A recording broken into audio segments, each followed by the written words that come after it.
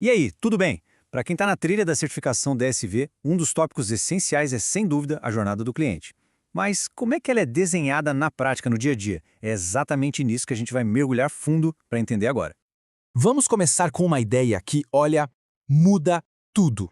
Pensem nisso. O valor de um serviço não é como um produto que a gente pega pronto na prateleira. Não, ele é co-criado. É quase uma dança entre a empresa e o cliente, uma colaboração que acontece o tempo todo. Essa mentalidade é simplesmente a base de todo o design de serviço moderno. Certo. Se o valor é uma colaboração, como é que a gente consegue mapear essa dança? Como a gente visualiza e organiza essa parceria? É para isso, exatamente para isso que existe o conceito da jornada do cliente. Pela definição oficial do ITIL, a jornada é a experiência completa, de ponta a ponta. Para ficar mais fácil de entender, não é uma foto, é o filme inteiro. Começa lá atrás, quando alguém ouve falar da marca pela primeira vez, passa pela compra, pelo uso do serviço, até o ponto em que a pessoa vira fã e sai recomendando. Cada anúncio visto, cada clique no site, isso é o que a gente chama de ponto de contato. Já a compra, ou uma ligação para o suporte técnico, por exemplo, é uma interação. O nosso roteiro de hoje vai ser o seguinte. Primeiro, o porquê da jornada. Depois, como entender o mercado e todos os envolvidos. Aí a gente mergulha nas ferramentas de design, como mapas e blueprints, e fecha o ciclo vendo como garantir que o valor foi entregue de verdade. Vamos nessa? Então, primeira parte, o propósito da jornada. Afinal de contas, por que ter todo esse trabalho de desenhar a jornada de forma intencional? O ponto central é que aquele modelo antigo, de linha de montagem, sabe, onde o valor simplesmente ia em linha reta da empresa para o cliente, ele não funciona mais. Hoje, o mundo é uma rede super conectada, cheia de idas e vindas, e a jornada do cliente é o mapa que nos ajuda a navegar nessa complexidade toda.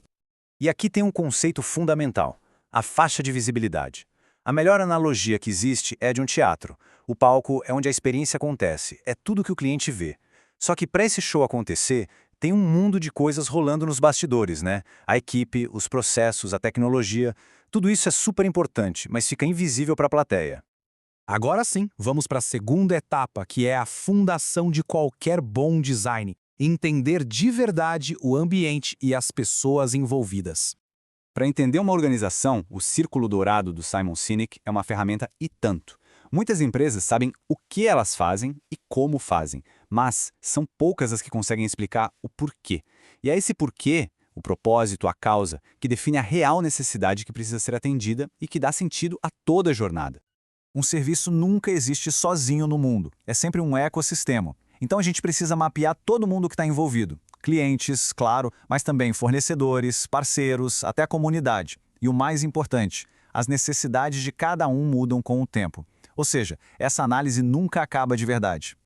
Para construir essa visão completa, a gente usa duas lentes clássicas. A Pestel ajuda a gente a olhar para fora, a entender o que está acontecendo no mundo que pode nos afetar. Já a SWOT, ou FOFA, combina essa visão externa com o olhar para dentro, para as nossas próprias forças e fraquezas. As duas juntas nos dão um mapa completo do território.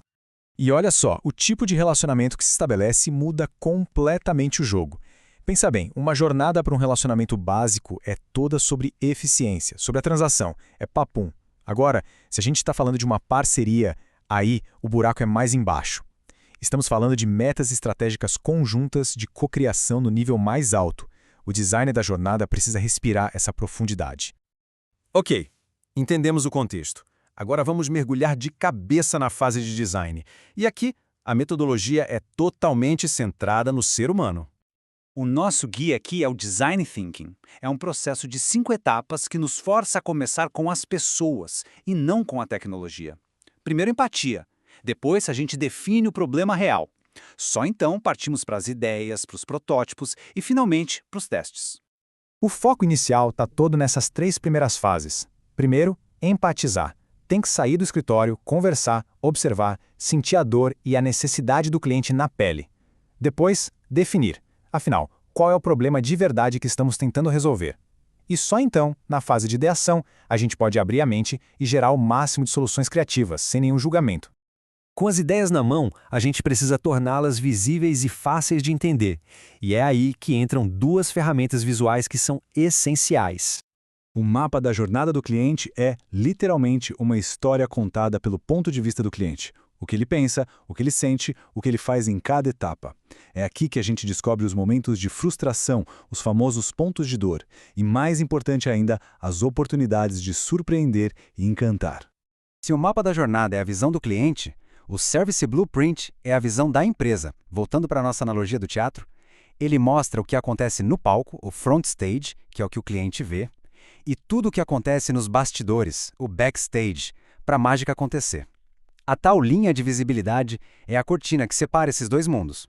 E agora a gente chega na etapa final, que talvez seja a mais crítica de todas, garantir que aquele valor que a gente prometeu lá no design seja de fato entregue e percebido. E essa é a grande verdade sobre o valor.